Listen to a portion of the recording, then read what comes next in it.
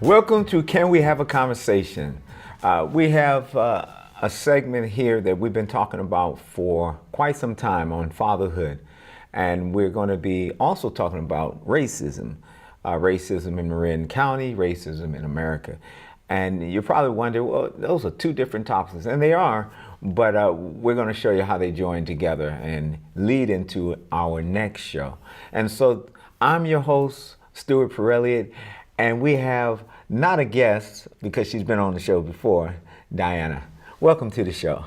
Thank you for having me. So Diana Marcus has been on the show before talking about economic in the Black community, and also wanted to talk about her relationship with her father and growing up in Marin City and how that was. And so it's funny because you and I had this conversation off the set about your sister and you just meeting your sister, which really actually prompted this show. Yes. Because I was like listening to him, saying, wow, that would be a great show. Yes. To talk about one, fatherhood, and to talk about racism between, I guess, mixed interracial relationships. And so tell me a little bit about your dad. My father was Frederick Leon Marcus. Today is his birthday. Happy birthday, Frederick. Happy birthday, Daddy. All right. He was a brilliant man who was a writer, a community activist. He worked in Bayview Hunters Point with children. It was an organization called Youth City back in the late 50s. In the 50s? In the 50s. Okay. Yes. He worked with the Ella Hutch Center. He was part of the Negro Intelligentsia movement in San Francisco, the Negro Improvement, member of the NAACP. He was a writer, and he also later on became the first Black police officer, deputy sheriff in Marin County. Wow. Back in I believe it was 1958. And you also said that he graduated from Pitt? Yes, University of Pennsylvania, Pittsburgh, Pennsylvania, yeah. In 42. My God. Yes. So he's already laid a great legacy of things that he was doing. And it sounds like he was a trailblazer. Sounds like he was an innovator. He did a lot of things that was innovative even today. Yes. Back then. Yes. They called him the Vanguard. There's an article of him in The Sun that was a San Francisco paper at the time, and they were listing Frederick Marcus's accomplishments, who he was, and they called him the Vanguard. I would say that him graduating, leaving Alabama during that first migration of African Americans from the South. So his father, Tobias, grew up in Alabama, and then Tobias's father, Esam, was actually an enslaved individual. So for my father to come, from that to go, he served some time in the military, and it seems, just piecing together the timeline, which is something that I'm still doing, piecing together the timeline, it seems that he came out of the military, went right into the university, and then inspired his little brother to go to school as well. So these were college-educated brothers, and they had their challenges at the time, even though they were college-educated, but just had a mindset of moving forward and moving on up. Now, just to move forward, fast forward, I should say. Your dad passed away when you were 8. Yes. What happened from that point, as far as, and I'll use an example. I remember in elementary school, there was this kid that dad used to ride him to school every day on a motorcycle. And that was the guy's highlight, that he's riding on the back of this motorcycle, Harley Davidson, back in 1973, 74, and he's with his dad, and they got this bond, right? And then all of a sudden, you never saw his dad anymore. And you wonder, you say, well, what happened? And later we find out that his father was killed. And so now that missing father piece in his life is missing. And then you start seeing his behavior starts changing from when he was with his dad and when he wasn't with his dad. How did that impact your life, having a father and then not having your father? It was a huge impact that you realize how much of an impact as you grow up, as you go through young womanhood, as you become an adult. That parallel to that motorcycle story was that my father had a car, and sometimes he would, pull me out of the house and he would say, "We're gonna get into the getaway car." And I remember, and my father was a very tall person. He was over 6 feet tall, so he was definitely larger than life to me as a little girl. And being in the getaway car. So now that I think about it, or later on, I thought, oh, he was like getting away from my mama, getting away from everything, and taking his baby, taking his little princess into the getaway car, and we would do whatever journey that we did, which I don't remember those details because I was 8. Absolutely. But I do remember that. And my other memories, other than him being in the hospital, because that's like a really big memory, was him being in the hospital.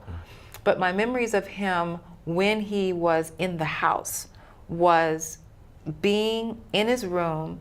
He had the door closed, and there was a sign on the door, and it said, "Do not disturb. Wild animals at work."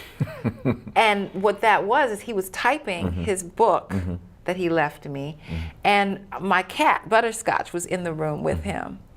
So he was writing his last words to the world because he knew he was sick. What the impact of him being gone had on me was probably imprinted my whole life, because after he passed, I know we were living in Mill Valley at the time. We had moved, my grandparents had come into Marin City. When my mother met my father, we moved to Mill Valley because we were doing better. And we moved there, I guess spent 3 years there. Then he got sick.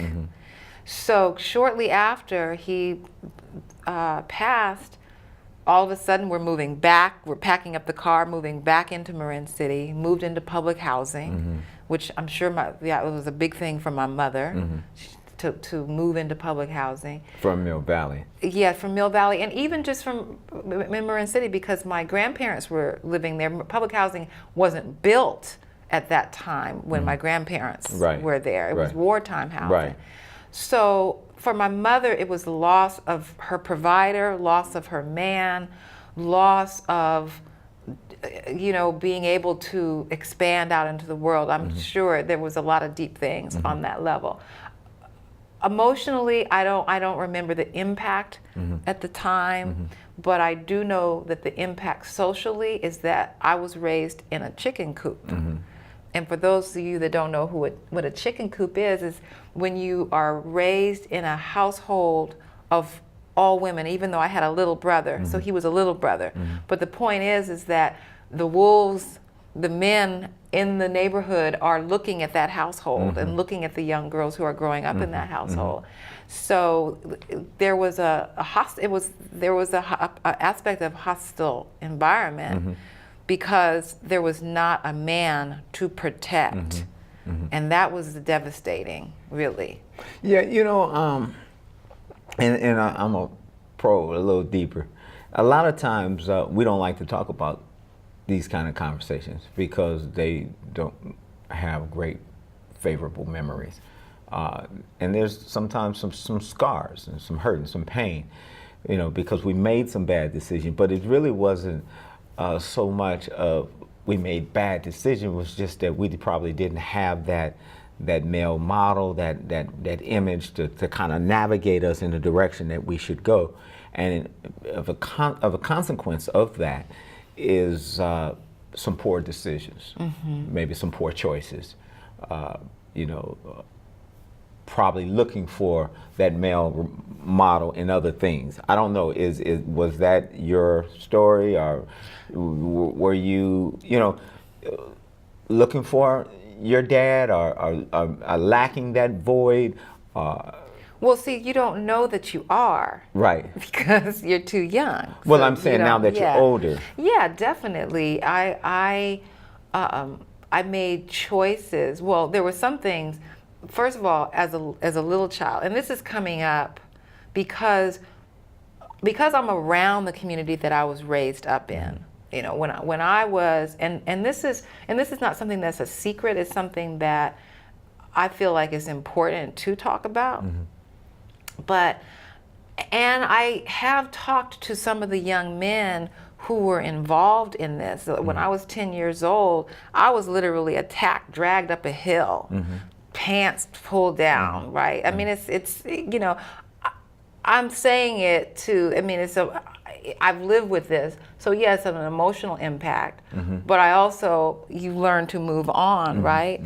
But it was a tragedy for like 10 boys that had been stalking you to do that. And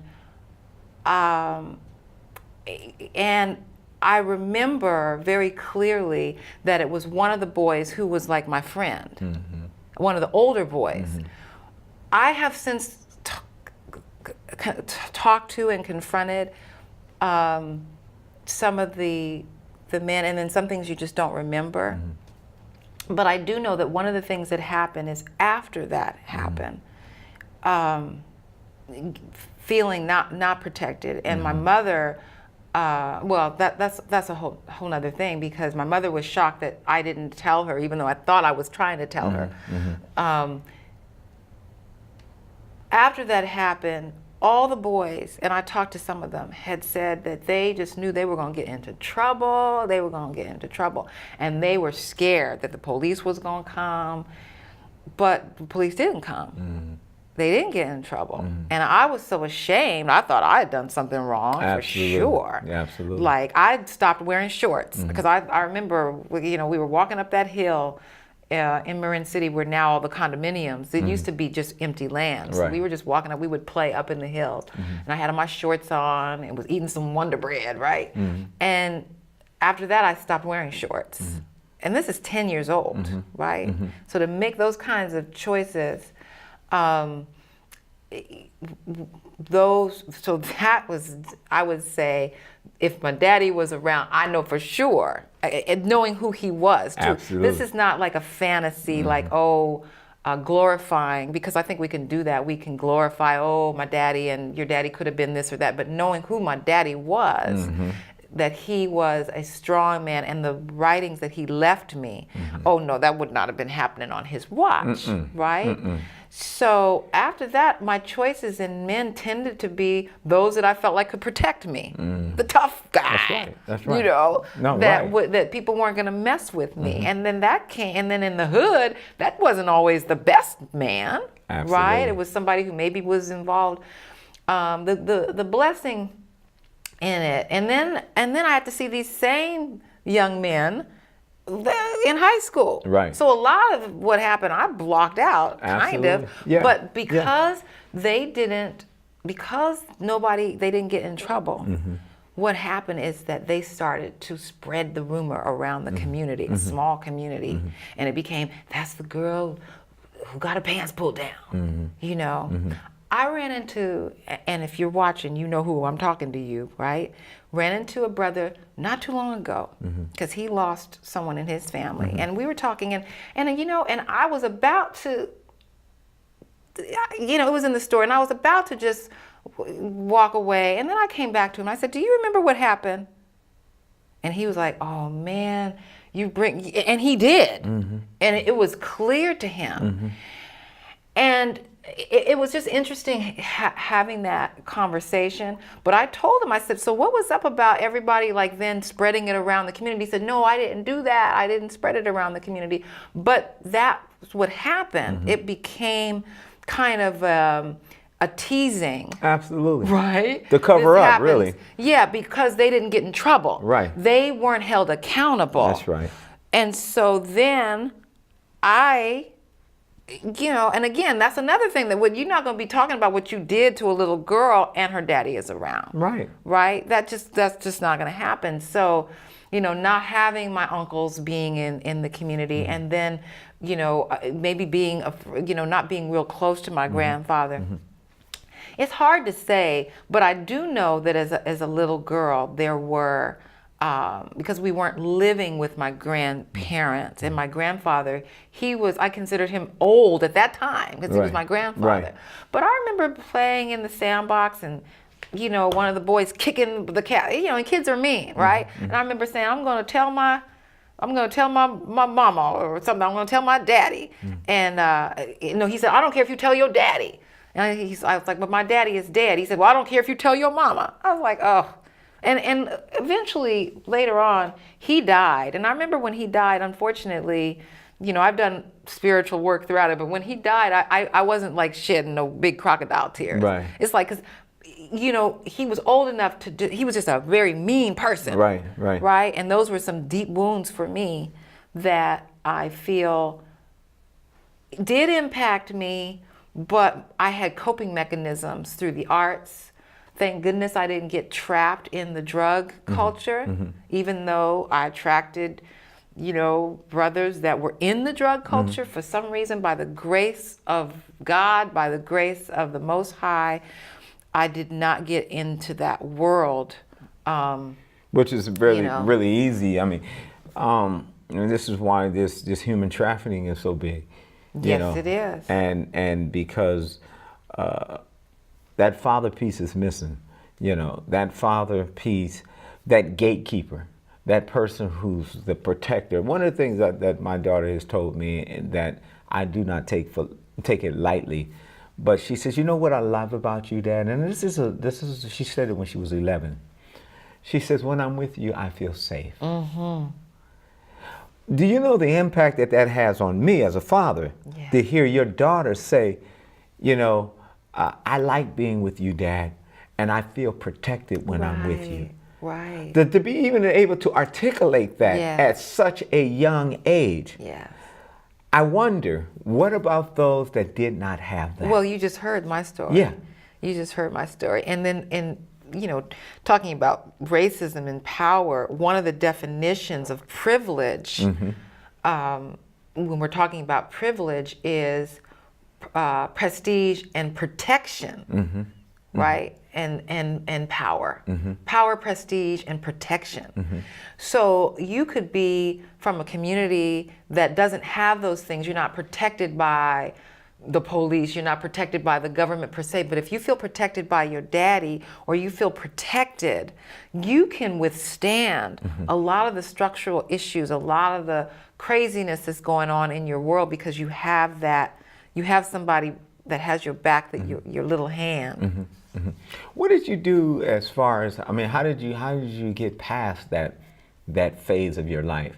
And you really, it still always comes up, I'm sure. It may be dormant for a while, but I'm sure it pops up from time to time, because it does for me, growing up as a child and thinking about, I might be at a certain place and a certain situation pops up, or I might think about my past and like, oh man, I remember that.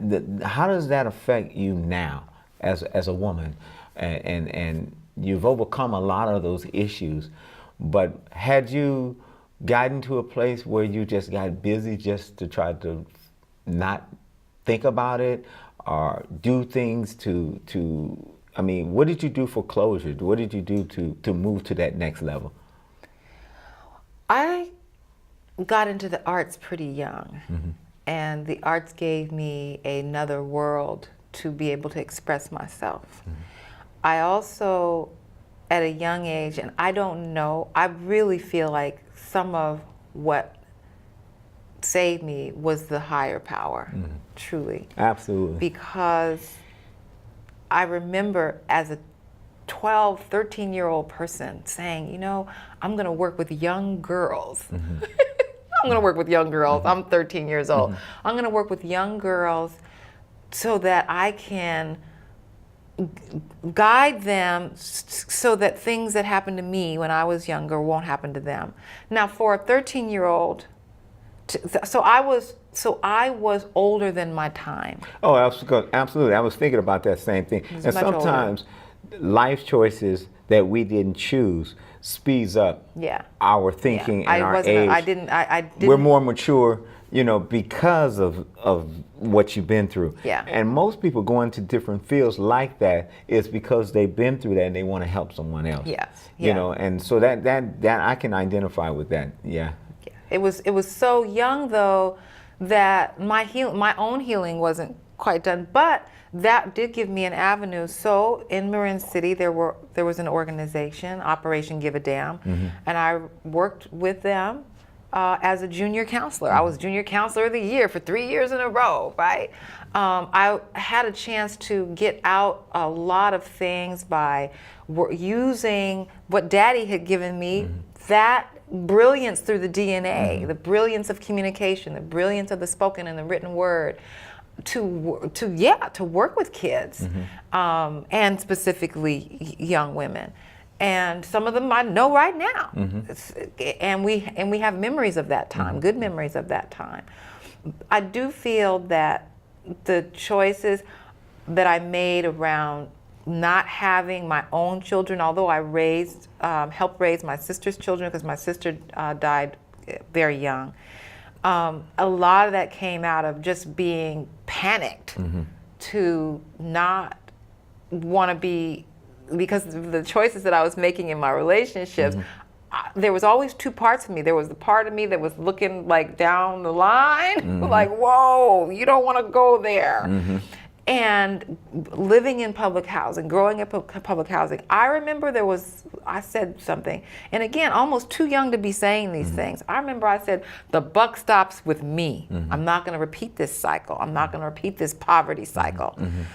And I think some of that was to my own elevation and to my own detriment, because I didn't trust. I didn't trust the men that I was bringing into my life. Absolutely. I didn't trust to be vulnerable. Being pregnant is being the most vulnerable. I didn't trust that, that I wouldn't be trapped and then be put into abusive situations. And I didn't want, and I was very idealistic. I didn't want my children growing up in that environment. Good. Yeah.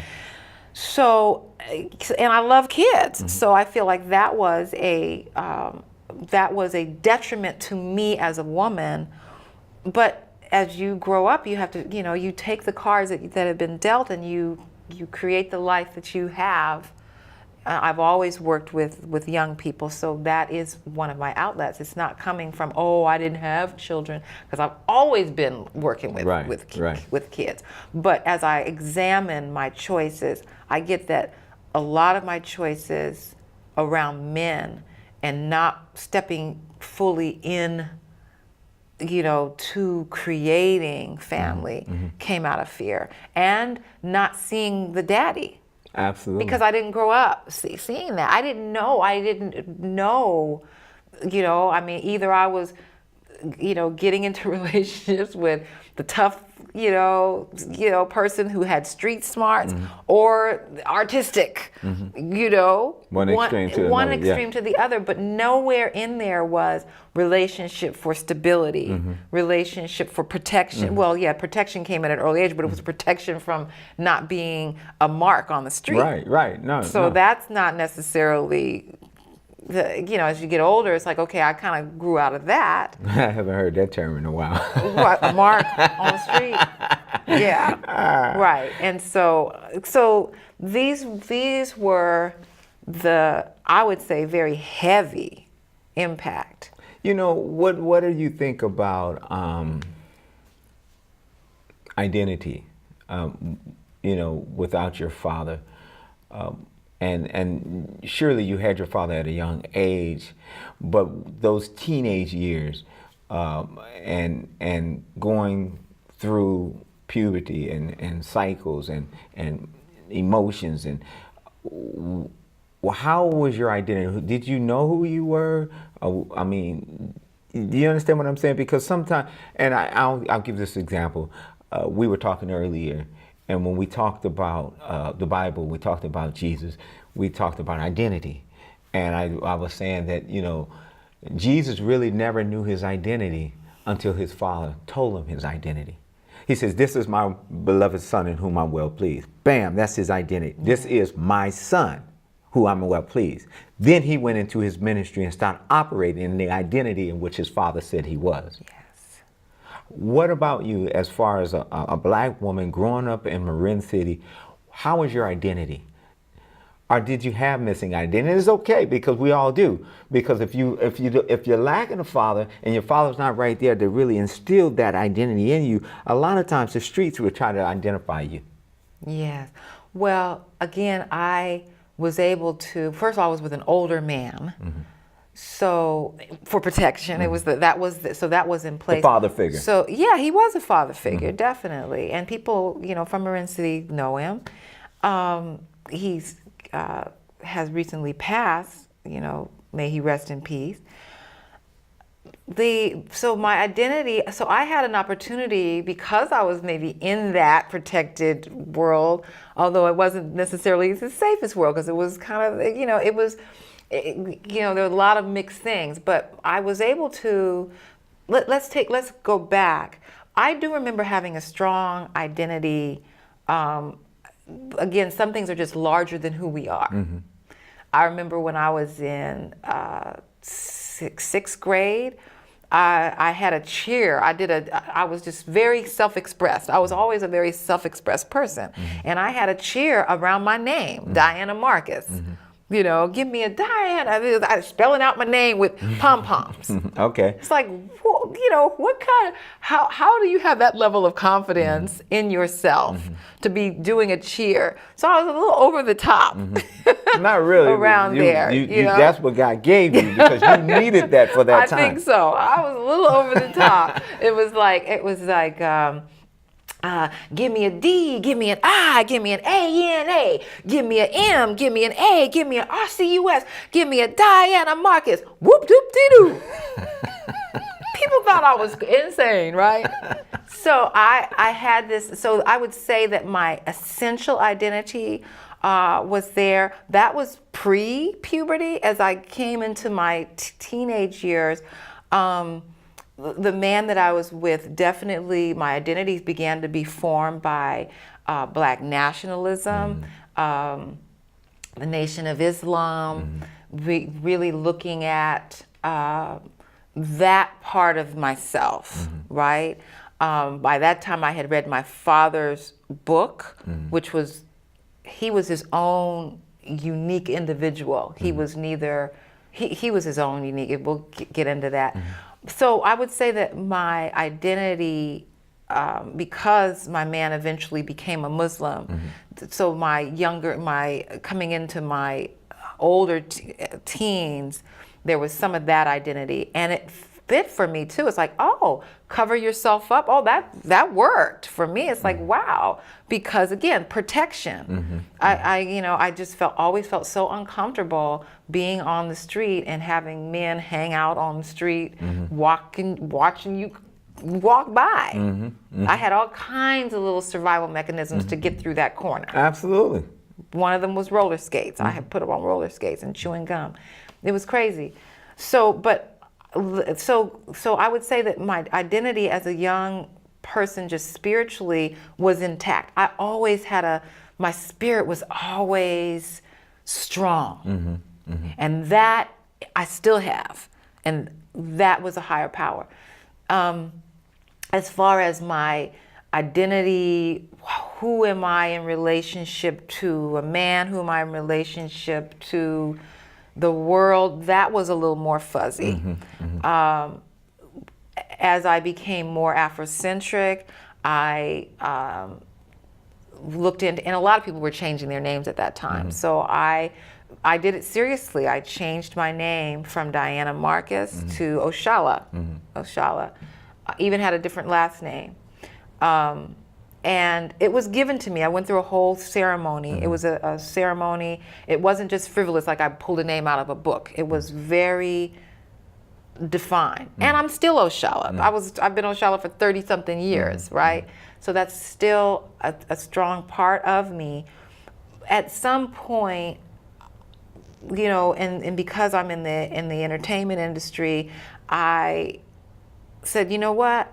Daddy started coming closer to me as I became, you know, in my 30s, late 30s. And I remember asking my mother, mid 30s, what do you think about me going back, you know, to my name using, you know, Diana? And she actually said, my mother, she says, by this, she says, well, but there's only one Oshala. And that's my mama, right? Who used to always say, I didn't birth no Oshala. I didn't birth Oshala. She even got used to it as that other aspect of my identity. But as I grew older and I saw myself as a writer, I was like, you know what? This is Daddy flowing through me. And so I was always using my pen name, D.L. Marcus, because my father's name was Frederick Leon Marcus or F.L. Marcus. So I was still using my pen name D.L. Marcus. So at some point I started hyphenating Oshala, Oshala Diana Marcus. I kept that. And then using the pen name D.L. Marcus. From the outside, I'm sure people were like, what? My auntie said, whatever happened to Oshala Noonra? What happened to her, right? And I knew that from other people's perspective, it's like, does she even know who she is? Right. Does she know? And because I always had that strong sense of that, well, whatever is going on around me, I still have a strong sense of me. I'm just, you know, my names are just, I just have a lot of names. Let me ask you, and does that identify the identities, are searching for identities, are Oshala, Diana, you know, or is that a place where you're just moving to? And then the other piece is, because we're trying to get into this conversation on the racism part too. Real quick, answer that, and then we want to move into the part about the racism and how you experience that, and we'll go from there. It was clear when I changed my name, it was straight up, I was taking my slave name away. That's it. It was straight up. And that wasn't something that was new. You know, Cassius Clay did it. Leroy Jones did it. There were a lot of, so that time that I grew up in, people were consciously, once they became aware of their history, they were like, oh, no, I'm stepping into a name. Now, I was very careful. I wasn't going to just choose anybody's name from Africa, because people are very serious about their lineage in Africa. So I chose a name that was more of a spiritual-based name that was from the continent of Africa. So that was clear. Part of my identity was reaching into my history to go beyond my history of enslavement in America. That was very clear for me, that my history did not just begin here. It did not begin because I didn't know that. Growing up in Marin and going to Redwood High and going to elementary school, you didn't learn about your history, really, prior to you being a slave. And it's like, no. And then so as I got older, I became aware. So that became, an epiphany. And when you're in those young years, your 20s, you're much more like, oh yeah, you're much more radical about these things and moving right into it. And because I didn't have a daddy for structure saying, you're not going to change your name, you're not going to take Marcus away, I pretty much was on my own doing that. My mother was like, oh, but I still used both names. So I wouldn't say that it came from me feeling like I had a lack at all. It was that I was making clear cultural choices to change my name. And then when I went back to using my born name again, it was a conscious choice that I didn't want daddy erased. That's what I was going to ask you. Because where did the father's who identified you, who called you Yes. your name, Yes. come back. So that's Right. good that you went there. I went, and it literally was full circle. Sometimes we say full circle, it doesn't really mean full Right. circle. In this case, it was full circle coming back. And because my name is Diana Lee, even my stage name reflects Oshala D. It's like Diana Lee. So part of who I am is a spiritual being and an artist. Right. So for me, it's just like, oh, okay. Oshala D, that sounds like Diana Lee. Right. It's like, that's kind of similar. That works for me. Okay, I got that part of my Right. world set. Right. So in the entertainment industry, I'm Oshala D. In the literary world, I'm D.L. Marcus. Got That's it. Diana Lee Marcus. Right. And I'm Oshala Diana Marcus. Right. I am multidimensional. Right. Now, I'm going to go a little further, and I'm going to kind of turn the corner a little bit, because when we're talking about identities and we're talking about names, also know that you are a teacher. Yeah. And that you teach at MLK. I'm not a school teacher. Well, I'm in their work. You work with the students. I work with teachers. Right. Yes. So what is your title? That you would say that, what do you do? Are you a teacher assistant, or do you just... Right, I come in to assist. I do something called classroom theater. Okay. I'm a cultural arts activist. I'm a cultural arts educator. So these young men that you asked me to speak to, Yes. I sit in there and watch these young men. Most of these young men are fatherless. Yes. Am I correct? Yes. And their behavior shows that they are fatherless. Yes. And they have a loss of identity. So when I say that is because everybody is a nigger. Mm-hmm. Oh, and you said the word.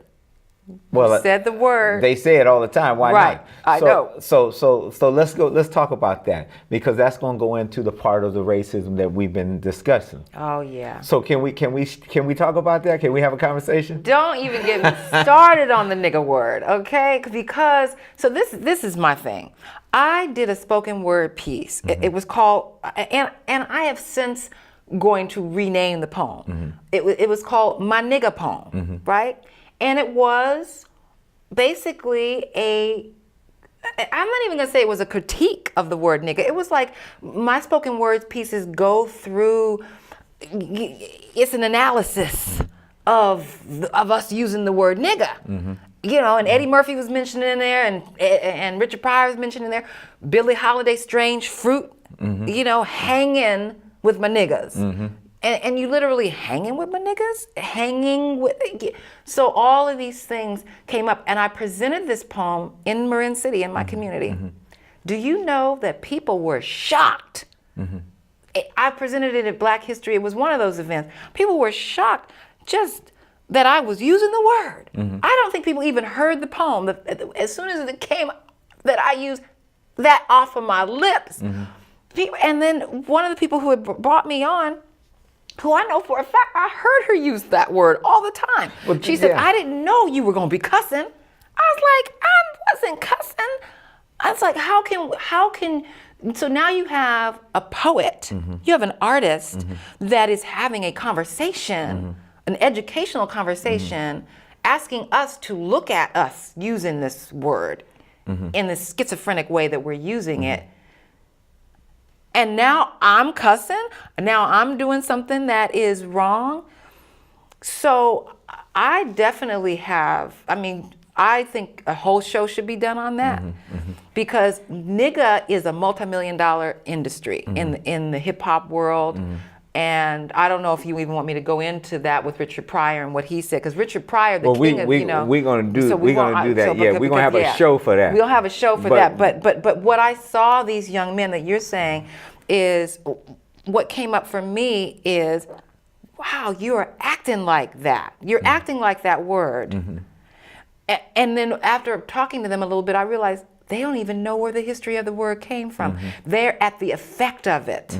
They're at the effect of it, and it's a cool thing. It's something I just say to you. It's an affectionate thing. Well, my question, and another father and I'm not remembering who it was, but it was a brother who said, well, has that term, since it's so affectionate, has it elevated fathers? Has it elevated sons? Has it elevated us as a family? Now that we've been using it for a good 40 years, has it elevated us? This term of endearment that we have, that we love so much, has it helped us? And that's a question that I'll let you answer that. Yeah, well, I don't think it helped us. One of the things that the reason I brought that up was a lot of times we say, well, the N word. But I mean, if we're going to be clear about it, we're going to have a real conversation. Let's just say what it is. We already know what it is. They're saying it all the time. And a lot of young men they say it. Now, when we did this panel discussion, one of the questions was, and I assume that it was from a Caucasian person. And they say, well, I don't understand, which was a very fair question. Yeah. I don't understand why it's okay for you all to use it, but if we use it, it's wrong. But you use it every day. And so it sounds like there's two meanings for this word. Oh, there's definitely two meanings. There's the there's the, and I had a young brother explain this to me years ago because I challenged him. We were on a school bus where an older brother was driving the bus and the younger brothers were back there using it. He stopped the school bus and got up and said, don't you ever use that word. People died for that word. And so when we got to the school, they educated me on the difference between ER at the end and AH, the difference between those two ways of saying it. And I was like, yeah, but it's still kind of, it's like, no. And they really schooled me. So I was like, okay, I get it. But now, so a white person can't call you the N word, but can they call you the AH word? They can't call you the ER word, but can they call you the AH word? And then you as a black person, if you're feeling affectionate with your white friend, can you call them that? And some you do, they do. Right. So now you got people all over the world say, hey, my nigga. Right. And it's just like, and I think it just makes us look ridiculous. Well, it does. That's my opinion. My whole thing is, why do you want to use it, whether you're black or white?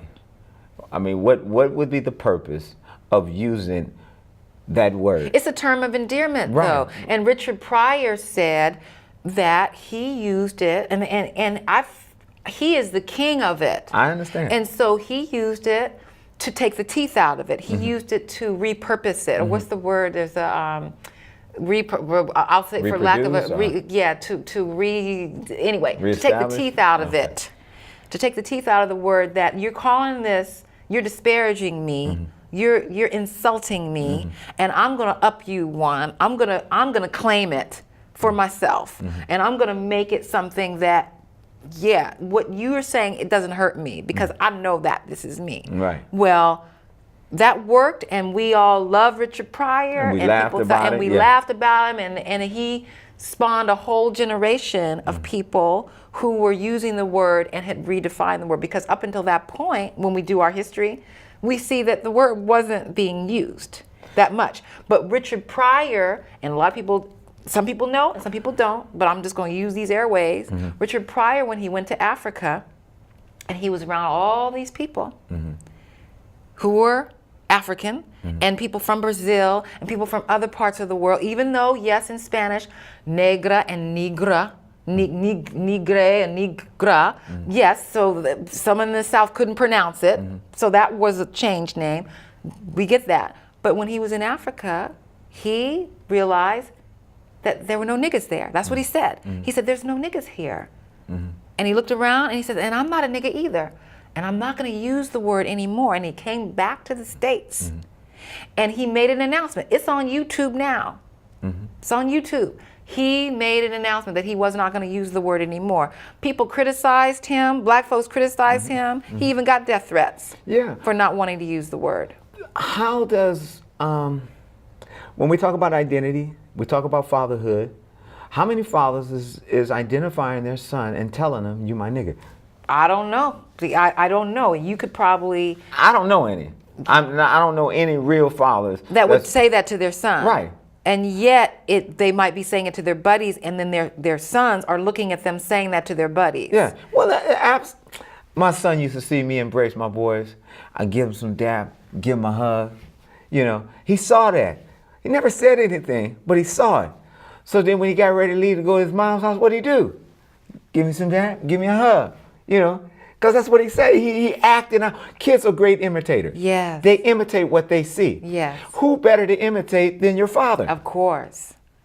So if your father's going down on the street corner or wherever, or around the table. Whatever it is, yes. Whatever you are leading as a legacy for your son, because he's watching. Yes. And he's watching everything you do because you his daddy.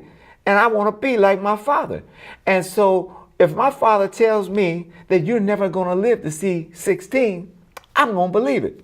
Which is what your father said. Which is what my father told me. You'll never see the 16. You'll never see after 16. Well, my father, this is the man that brought me in this world. This is the one who I see every day. This is the one who's supposed to speak my identity. Yes. He's telling me I'll never see past 16. It must be true. So guess what? I'm going to try to do everything I can before after 16. I'm going to steal cars. I'm going to rob. I'm going to do this. I'm going to have sex. You're going to get I'm some do money. drugs. Yes. I'm going to do whatever I can. Yes. Because after 16, I'm not going to live anymore. It's just a bonus. Yeah.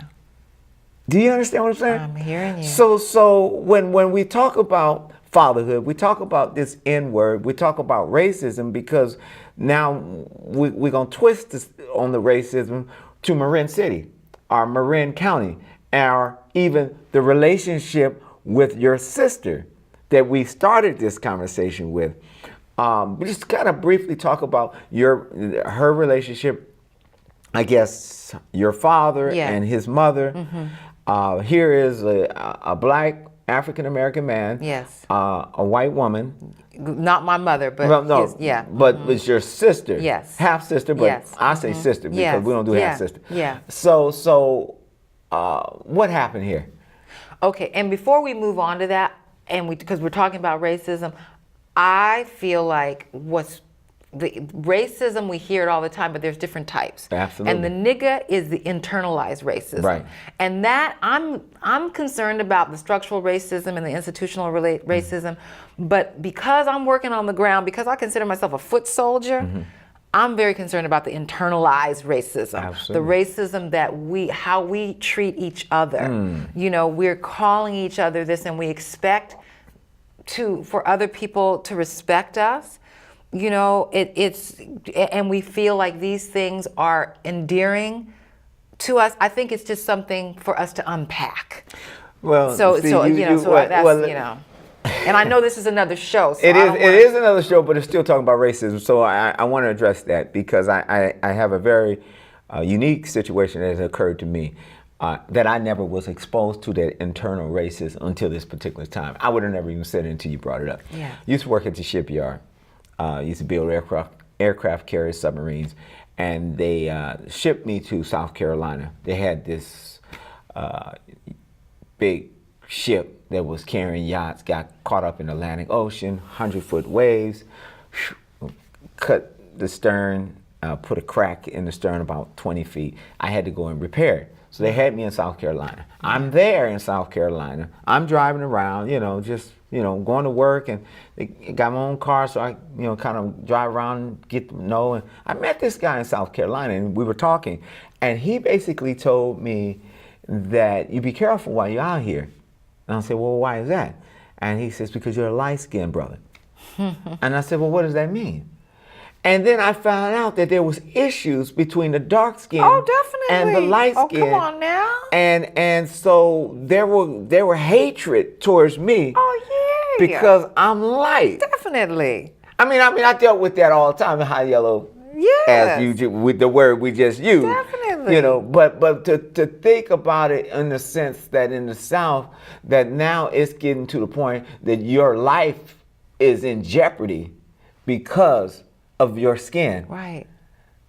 Because we all black.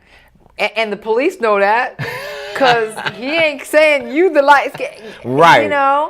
And that's the craziness of it. And talk about fatherhood, bringing it back into fatherhood. And because I like what you said about fatherhood's establishing structure. Mm-hmm. Where do we learn our structure? Mm-hmm. And these things are very structural issues. Mm-hmm. how we identify ourselves, how we, our mothers give us that emotional sense. And when the mothers feel protected and when the mothers are coming from that place, they feel like they can exist in that structure. And so the Southern tradition of NEEGER, right? That tradition, it is alive and well, because during that time, you, as a light-skinned person, were closer to the master, right? And a darker-skinned person was further from the master. That's right. So the chances of you being elevated to the house or more comfort were higher. But so you were on that side of the spectrum. And the way I see it, we're still playing these things out, but now we've just changed the way we're speaking. And then you go to the South, and you just can't tell me that the way that we're using language is powerful. Language is powerful. Oh, it's very powerful. You know? When we talk about fatherhood, and we talk about structure, and we talk about identity, that should be a piece of the identity that the father should be able to pinpoint. Because if we know who we are, we won't be pinpointing you or angry at you. But even before that, before we can even establish that relationship with our father, we need to establish our relationship with our father. Because he is the ultimate father that's going to give us that identity, that's going to shape us, that forms us, that gives us our true identity, so that we can actually operate in the function of what we was created to do. And so these are things that when we talk about fatherhood, and we talk about spirituality, and we talk about a relationship with God, and we talk about not only sons but daughters as well, to embrace them and to feel comfortable, to have a safe place, to be able to walk with your head up, and not walk down and bent over, or depressed, or low self-esteem, but to be able to know this is who you are. You are a princess. You are a queen. You are a child of God, and there are so many things of greatness that you have. Yes. That I'm telling you, as your father, this is who you are. Yeah. And so without that, life can be challenging. Life can, because then you're reaching for that identity. You're searching for that identity. You're looking in all the wrong places for that peace, because that's a void that is not filled. Yes. And so with your sister, being that, she had to deal with something that she didn't ask for. She came into this world, but she never asked to come in. She didn't pick the parents. Right. She didn't say, this is who my mother is, and this is who I want this to be my mother, and this to be my father. Right. So what happened? Well, what happened is my father met my mother in late 50s. They got together. I was born in 1960. Okay. The relationship that my mother had been in before my father was not a good one, and my father was kind of the knight in armor, right? And so, but sometime at that point, they split up for a time, and my mother had some other issues and was away. So when my mother was away, and she was away, and then had gotten pregnant, and then she was away. So my father, after they had split up, met another woman. He met a white woman in this county, in Mill Valley, or in San Francisco. And they established a relationship. She got pregnant. And so my mother and my father had not gotten married, right? Now, my father didn't know that my mother was pregnant. This is all these dramas of the 50s and 60s and all that stuff that happened at that time. So my father, because he met this woman and it was clear that, oh my goodness, she's pregnant, my father was doing the right thing, said, let me marry you. So they did that. So after they got married, the mother of my sister, her mother disowned her daughter. Her mother, okay, so it's not confusing. The woman that my father came in contact with, who was a white woman, her mother disowned her for being with a black man. Right. She had a baby, and she had had 3 other children before that time. So at some point, the mother was pulling away from her daughter and her black child, essentially. They lived together for a while in Mill Valley, but her mother at some point was, the mother was having problems with, this is just not working for me, for you to have this black child. My father wrote a letter, and I shared this with my sister, and this was the first time she'd ever heard the letter.